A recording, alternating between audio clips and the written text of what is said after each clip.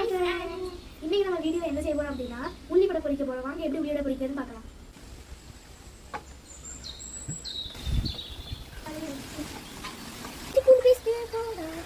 என்னென்ன கொடுத்தாலும் மாட்டோம். சாதம் பொடி போடலாம், வெள்ளை மாவு போடலாம், கார்ன்ஃப்ளவர் மாவு போட்டுடலாம்,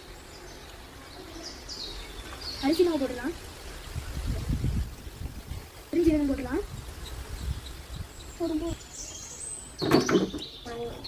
எல்லாமே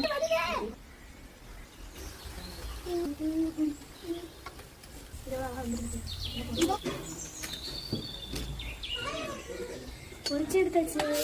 உள்ளி பக்கோடா எப்படி இருக்குன்னு சொல்லி டேஸ்ட் பண்ணி பார்க்கலாம். சூப்பராக வெங்கிற உள்ளி பக்கோடா.